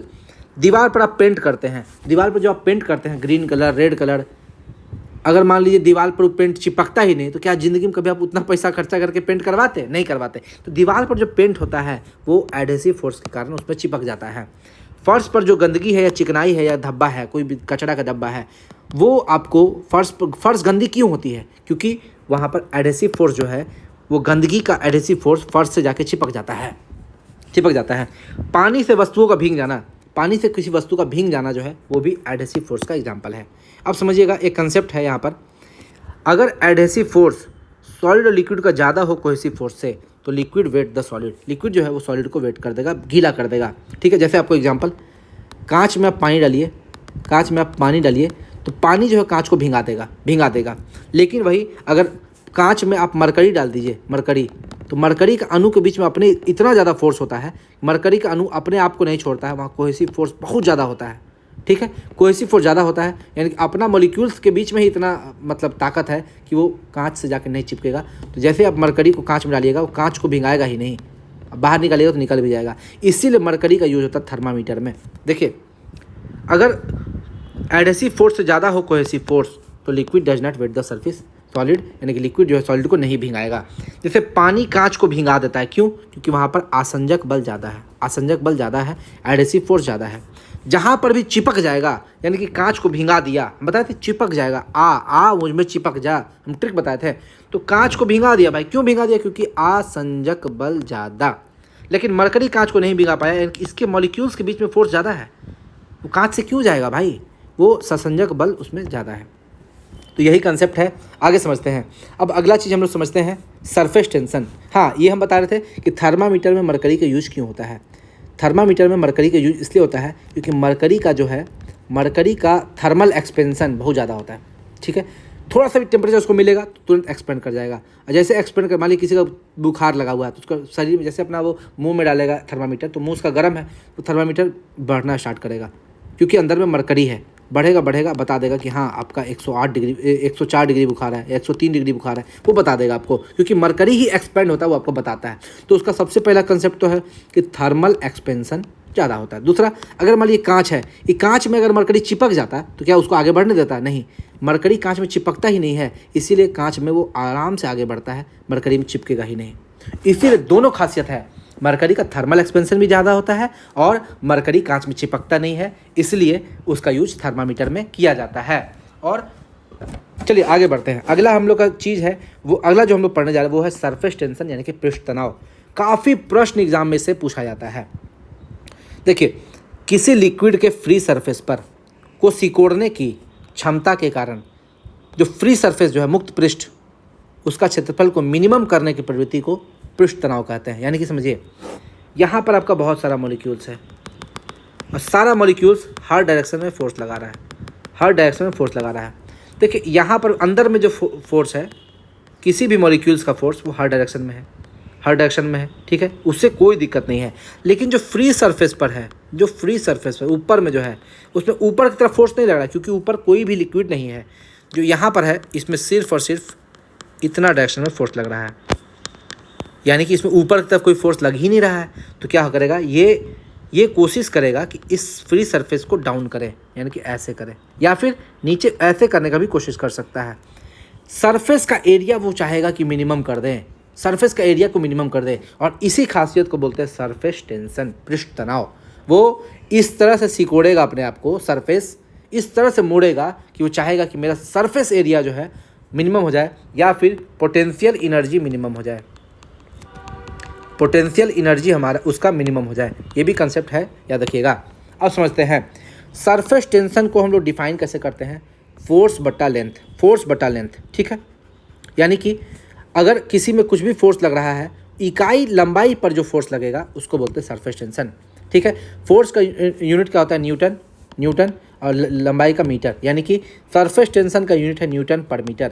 डायमेंशन का बात करें तो फोर्स का डायमेंशन होता है ML/T-2, लंबाई का L, तो L और L कट गया तो खत्म, 0 हो गया, M1L0T-2, ये इसका डायमेंशन हो गया। और ये डायमेंशन भी आपसे एग्जाम में पूछ सकता है, यानी कि इसको हम लोग अगर डिफाइन करें, परिभाषित करें तो क्या क्या बोल सकते हैं, किसी द्रव सतह की लंबाई में इकाई वृद्धि के लिए लगाया गया बल पृष्ठ तनाव कहलाता है। जो अगर यूनिट एरिया में उसका यूनिट लंबाई बढ़ाएं, इकाई लंबाई में इकाई वृद्धि करेंगे तो जो हम लोग को जो फोर्स बल लगाना पड़ेगा उसी को पृष्ठ तनाव बोलते हैं, ठीक है। लेकिन पृष्ठ तनाव का एक और डेफिनेशन है जो कम यूज होता है, surface tension equal to W/A, work बट्टा एरिया, यानी कि अगर यूनिट एरिया में जो हम लोग को वर्क करना पड़ेगा उसको भी सरफेस टेंशन बोलते हैं। यानी कि किसी द्रव की सतह के क्षेत्रफल में एकांक वृद्धि करने के लिए, यानी कि क्षेत्रफल में एकांक वृद्धि करने के लिए जो कार्य करना पड़ता है उसको भी हम लोग सरफेस टेंशन बोलते हैं। यानी कि लंबाई में यूनिट वृद्धि करेंगे तो जो बल लगेगा उसको भी सरफेस टेंशन बोलेंगे, और क्षेत्रफल में एकांक वृद्धि करने के लिए जो कार्य होगा उसको भी सरफेस टेंशन बोलेंगे। यही है सरफेस टेंशन का डेफिनीशन। लेकिन यूनिट इसका हमेशा न्यूटन पर मीटर ही होगा, डायमेंशन इसका हमेशा यही होगा। ये यूनिट और डायमेंशन भी आपसे एग्जाम में पूछ लेता है। तो हम लोग एक चीज़ समझ सकते हैं कि प्रेशर जो है वो फोर्स बटा एरिया होता है, लेकिन सरफेस टेंशन फोर्स बटा लंबाई होता है। अंतर यही है, प्रेशर और सरफेस टेंशन में यही अंतर है। प्रेशर को फोर्स बटा एरिया बोलते हैं और सरफेस टेंशन को फोर्स बटा लंबाई बोलते हैं। ठीक, आगे बढ़ते हैं। सरफेस टेंशन जो होता है वो एरिया का उल्टा होता है, यानी कि अगर सरफेस टेंशन ज़्यादा है तो एरिया कम होगा, और सरफेस टेंशन कम है तो एरिया ज़्यादा होगा। और सरफेस टेंशन जो है वो टेम्परेचर के भी उल्टा होता है, व्युत्क्रमानुपाती होता है। यानी कि अगर टेम्परेचर बढ़ाएंगे सरफेस टेंशन क्या होगा, घटेगा। अगर टेम्परेचर बढ़ाएंगे तो सरफेस टेंशन घटेगा। मान लीजिए कि सरफेस टेंशन है 40 न्यूटन पर मीटर, मान लीजिए, ठीक है। टेम्परेचर बढ़ा दिए, टेम्परेचर 20 डिग्री सेल्सियस कर दिए तो 40 से कुछ कम हुआ, 30 हुआ। टेम्परेचर बढ़ा के 30 कर दिए तो ये 30 से 20 हुआ।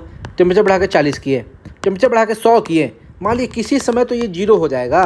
और जिस समय सरफेस टेंशन 0 होगा उस समय जो टेम्परेचर होगा उसको बोल देंगे क्रिटिकल टेम्परेचर। यानी कि टेम्परेचर बढ़ाने पर सरफेस टेंशन घटता है, किसी खास तापमान पर सरफेस टेंशन 0 हो जाता है, उस तापमान को क्रिटिकल टेम्परेचर बोल देते हैं, क्रांतिक ताप बोल देते हैं।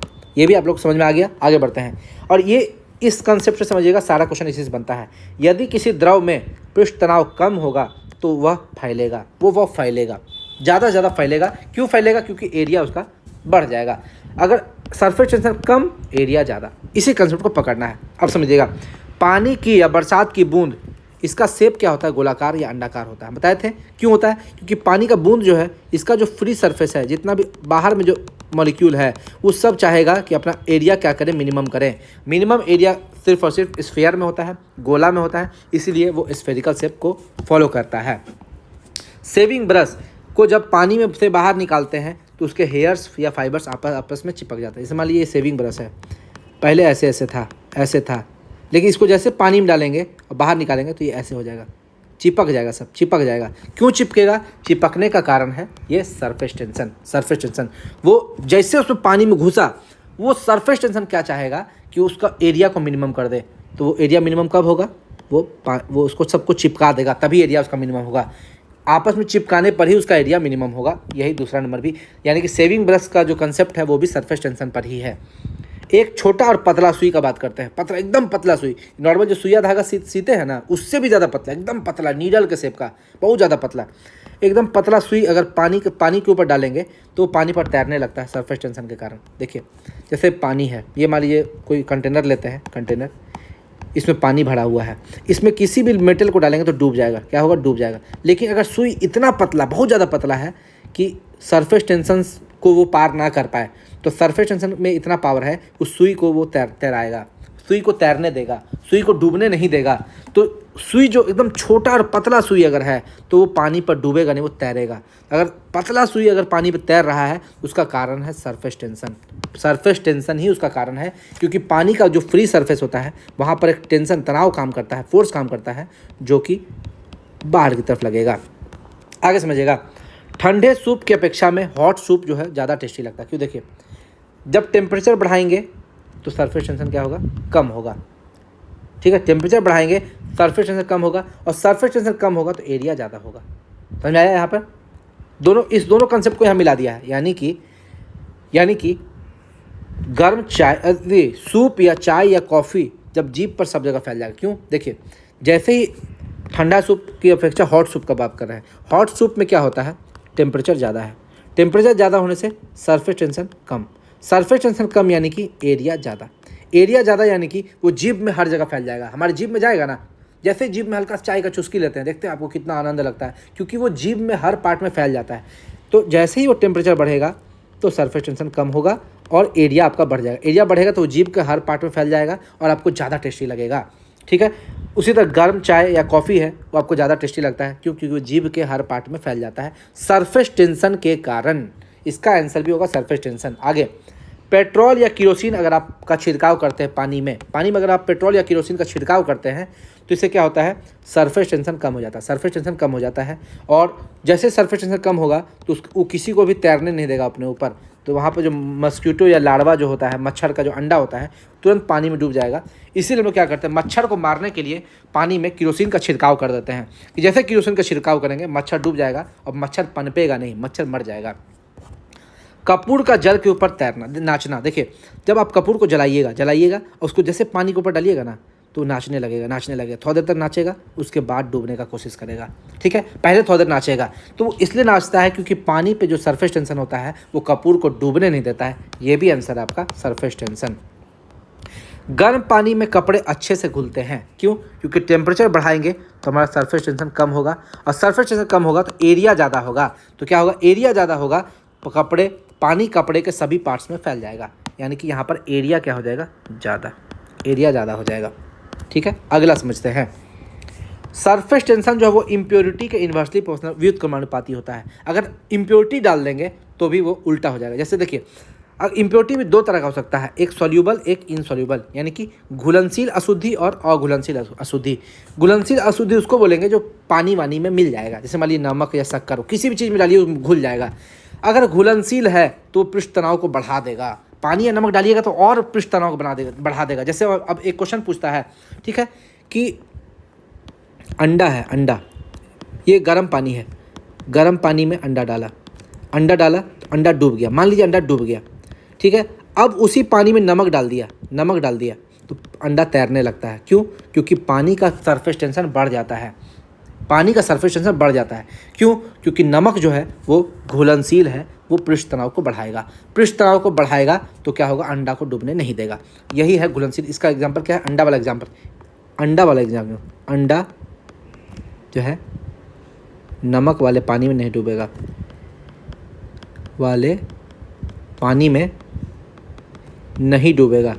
नहीं डूबेगा। ठीक है, और समझिएगा अगला, अघुलनशील अशुद्धि अगर है, मान लीजिए जैसे तेल हो गया, घी हो गया, साबुन हो गया, अपमार्जक यानी कि डिटर्जेंट हो गया, या केरोसिन हो गया, ये सब क्या है, अघुलनशील अशुद्धि है। ये पृष्ठ तनाव को घटा देगा, तो एरिया बढ़ जाएगा। यही तो रीज़न है, केरोसिन को जैसे ही पानी में डालते हैं तो पृष्ठ तनाव को घटा देता है, इसीलिए तो मच्छर मर जाता है। केरोसिन को जैसे ही पानी में छिड़काव करते हैं, पानी का सरफेस टेंशन कम हो जाता है, मच्छर डूब के मर जाता है। अब इसी पे हम लोग समझते हैं और एग्जाम्पल। पानी में जब हम लोग सोप या डिटर्जेंट मिलाते हैं तो पानी का बबल बन जाता है, पानी का बुलबुला बन जाता है। ठीक है, ये बबल इसलिए बनता है क्योंकि सरफेस टेंशन वहाँ पर ज़्यादा हो जाता है। सरफेस टेंशन क्या होता है, सरफेस टेंशन कम हो जाता है। ठीक है, आगे समझते हैं। पानी में सोप या डिटर्जेंट डालने पर क्या होता है, कपड़ा अच्छी तरह से साफ़ होता है, क्योंकि जैसे सोप या डिटर्जेंट पानी में डालेंगे तो सरफेस टेंशन क्या होगा, कम होगा, जिससे एरिया बढ़ जाएगा। यानी कि कपड़ा जो है, कपड़ा में हर जगह पानी जाएगा, हर जगह गंदगी को वो बाहर निकालने में हेल्प करेगा। एरिया बढ़ने का मतलब है कि अगर मान लीजिए सोप या डिटर्जेंट डाले हैं पानी में, पानी हर जगह नहीं जा सकता है, गंदगी को छुड़ा नहीं सकता है, लेकिन अगर सोप या डिटर्जेंट डाल दिए हैं तो वो पानी को हर जगह, कपड़ा के हर एक पार्ट में जाने में हेल्प करेगा, क्योंकि वो सरफेस टेंशन को कम करता है, जिससे एरिया उसका बढ़ जाता है, ज़्यादा एरिया तक वो पानी जा सकता है। पानी पर केरोसिन डालने पर पानी का सरफेस टेंशन कम हो जाता है, जिससे मच्छर या लार्वा पानी में डूबकर मर जाते हैं। ठीक है, इसलिए मच्छर मारने के लिए पानी में केरोसिन का छिड़काव करते हैं। ये सरफेस टेंशन के सिद्धांत पर काम करता है। उबलते दूध में घी डालने पर क्या होता है, जैसे आप देखिएगा दूध उबल रहा है, उसमें घी डाल दीजिएगा तो क्या होगा, दूध उबलना बंद हो जाता है। ये भी सरफेस टेंशन के, क्योंकि देखिए जैसे दूध डालिएगा, घी क्या अशुद्धि, वो सरफेस टेंशन को कम कर देगा। सरफेस टेंशन क्या कर देगा, कम कर देगा, वो उबलना बंद हो जाएगा। उफनते दाल में तेल डाल दीजिएगा। जैसे दाल में हल्का तेल का 2-3 बूंद डाल दीजिएगा, उफनना बंद कर दीजिएगा। हम लोग जब खाना बनाते थे ना, रांची में जब थे पढ़ाई करते थे, तो जो खाना बनाते थे तो कुकर इतना ख़राब था, कुकर उसका जो ढक्कन था ना वहाँ से निकलने लगता था, पूरा गैस को गंदा कर देता था। कुकर जो सीटी मारता था ना तो पूरा पानी को नीचे गिरा देता था। तो एक नीरज भैया थे, नीरज भैया हमको बताएं, कह रहे यार कुकर जब तुम खिचड़ी चढ़ाते हो ना या कुछ भी दाल चढ़ाते हो तो उसमें हल्का सा तेल डाल दो, 2-3 बूंद तेल डाल दो। उससे क्या होगा, सीटी मारेगा तो उसको उफनने नहीं देगा वो तुम्हारा जो बाहर। उसके बाद हम क्या किए, कुकर जो जिससे मेरा बाहर निकलता था, वो पूरा कुकर को भी धोने में ज़्यादा मेहनत लगता था, तो वो क्या हुआ, उसमें जब तेल हल्का 2-3 बूंद डाल दिए तो सही में वो लिक्विड नहीं आता था बाहर। ये वही सिद्धांत है, सरफेस टेंशन वाला सिद्धांत है। जैसे दाल है या फिर कुकर खिचड़ी बना रहे हैं, तेल हल्का डाल दीजिएगा, उफनना बंद हो जाएगा उसका। खौलती चाय खोल रहा, देखते मम्मी उसमें चाय पत्ती या चीनी डालती है, खोलना बंद हो जाता है। चीनी या चाय पत्ती डालिएगा, चीनी या चाय पत्ती की अशुद्धि है, जैसे आप अशुद्धि डालिएगा, इम्प्योरिटी, वो क्या होगा, सरफेस टेंशन कम हो जाएगा। अब समझिए अगला, ये हम बताए थे कि जैसे सोप या डिटर्जेंट डालते हैं तो वो बबल्स बनाता है। बबल का शेप क्या होता है, स्फेरिकल। तो देखिए पानी का भी बबल हो सकता है और किसी भी लिक्विड का बबल हो सकता है। तो excess pressure inside a liquid drop, अगर पानी का ड्रॉप है उसमें जो एक्सेस प्रेशर होता है उसका फॉर्मूला होता है 2T/R। 2T/R, टी क्या है, सरफेस टेंशन, ठीक है। और वही अगर excess pressure inside a soap bubble, साबुन का बबल है, तो 4T/R होता है। याद रखिएगा, ये अगर एग्जाम में नहीं पूछता, जनरली नहीं पूछता है, तो इस कंसेप्ट को बस आप याद रखिएगा। आगे समझिएगा, एक होता है सरफेस एनर्जी। सरफेस एनर्जी किसको बोलते हैं, जैसे मान लीजिए कि यहीं पे समझते हैं, ठीक है। जैसे मान लीजिए कि किसी भी मुक्त सरफेस को बनाने में, जैसे मान लीजिए पानी है, पहले ऐसे था, अब ये सरफेस टेंशन के कारण इसका शेप ऐसे हो गया, टेढ़ा हो गया, मिनिमम सरफेस एरिया वो बना लिया। तो ऐसा बनाने में उसको कुछ ना कुछ तो काम वर्क करना पड़ा होगा ना। तो अपना सरफेस को क्रिएट करने में उसको जो वर्क करना पड़ा, वो उस लिक्विड में पोटेंशियल एनर्जी के रूप में स्टोर हो जाता है, जिसको हम बोलते हैं सरफेस एनर्जी, ठीक है।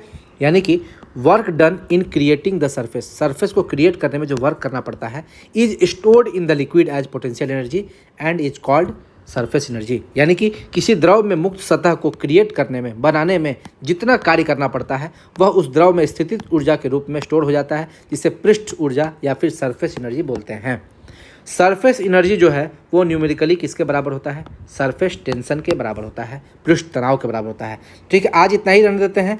कल से हम लोग क्या क्या पढ़ना है, देखिए कल हम लोग को क्या पढ़ना है, या अगला वीडियो में हम लोग क्या देखेंगे, कैपिलरी देखेंगे, ठीक है। कैपिलरी के बारे में पूरा, विस्कोसिटी देखेंगे, ठीक है। उसके बाद स्ट्रीमलाइन फ्लो, टर्बुलेंट फ्लो, फिर हम लोग देखेंगे प्रिंसिपल ऑफ कंटिन्यूटी, उसके बाद देखेंगे बर्नौलिस थ्योरम, काफ़ी ज़रूरी है। इसको पढ़ने के बाद हम लोग बुयेंट फोर्स पढ़ेंगे और आर्किमिडीज प्रिंसिपल पढ़ेंगे, ठीक है। आर्किमिडीज प्रिंसिपल पढ़ने के बाद ये चैप्टर हमारा लगभग समाप्त हो जाएगा, ठीक है। रिलेटिव डेंसिटी का थोड़ा सा कंसेप्ट देख लेंगे, बस इतना ही है। ये अगले वीडियो में हम लोग देखेंगे, ठीक है। आज का वीडियो इतना ही है, धन्यवाद।